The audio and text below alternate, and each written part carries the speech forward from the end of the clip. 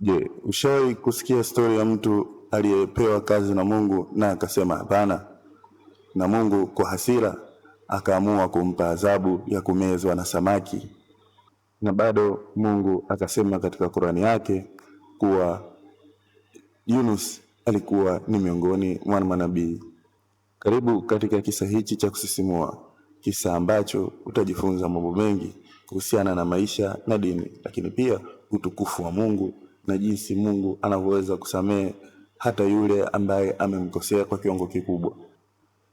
Kisa chetu kinaanza vizuri tu. Nabii wa Mungu aliyeitwa Yunus alikuwepo mbele ya watu wake, akiwakumbusha juu ya Mwenyezi Mungu, juu ya kufanya mema, juu ya kusaidia maskini na kufanya mambo mema ambayo yangewapelekea kuwa na mwisho mwema ambao ungemfurahisha Mungu. Lakini watu wake hawakutaka kumsikiliza na badala yake walijiingiza zaidi kwenye mahovu. Baada ya Yunus kuzungumza muda mrefu bila kuona kauli yake ikizaa matunda, Yunus aliamua kukimbia jukumu lake. Hakutaka tena kusikia juu ya watu wake, kwani alihisi ni kama anapigia mbuzi gitaa, maana aliongea kila alichoweza kuongea na alifanya kila alichoweza kufanya, lakini watu wake hawakutaka kumsikiliza.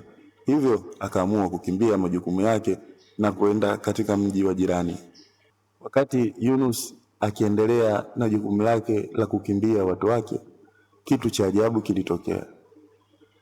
Kitendo cha Yunus kuondoka tu, watu wake waliomba toba kwa Mungu, wakimwomba Mungu awarudishie Yunus ili aweze kuwaongoza, kwani wamechoka kuishi katika maisha ya dhambi, nao wanataka kufanya mambo mema ambayo yatamfurahisha Mwenyezi Mungu. Lakini walihitaji Yunus awe kiongozi wao ili aweze kuwaongoza katika lipi la kufanya na lipi la kutofanya.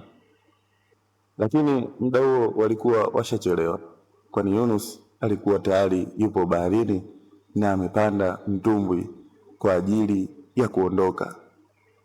Lakini siku hiyo bahari ilikuwa imechafuka, kulikuwa na radi kali pamoja na dhoruba kali kwelikweli, na ile mtumbwi walikuwa wamepanda ama meli walikuwa wamepanda ikaanza kuzama. Sasa kuna kitu kimoja cha muhimu ambacho unatakiwa kufahamu.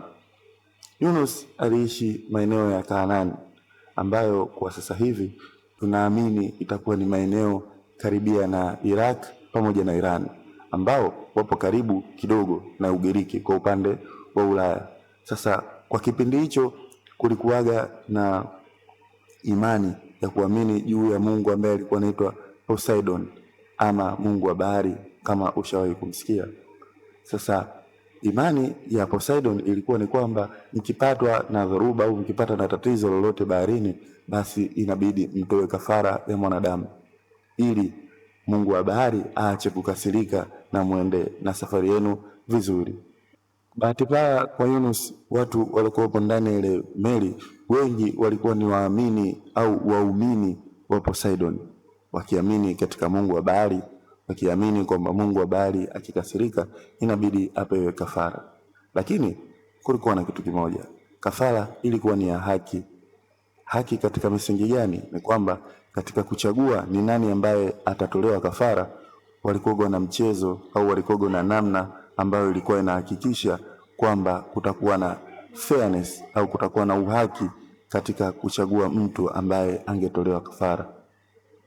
Watu wale waliamini katika kutupa vijiti, ambapo vijiti hivyo vitaandikwa jina la kila mtu ambaye, yani kila kijiti kitakuwa na jina la mtu ambaye yupo ndani ya ile meli. Wakatupa kijiti mara ya kwanza, na kijiti ambacho kilionekana anabidi mtu atolewe kafara ilikuwa ni Yunus. Lakini wale watu walikuwa wakimfahamu Yunus ni mtu, alikuwa ni mtu mwema, alikuwa ni mtu ambaye anafurahisha jamii au ana msaada mkubwa katika jamii. Wakaamua warudie tena, walirusha tena vijiti, bado ikaanguka kwa Yunus. Na aliporusha mara ya tatu, bado pia jina likaanguka kwa Yunus.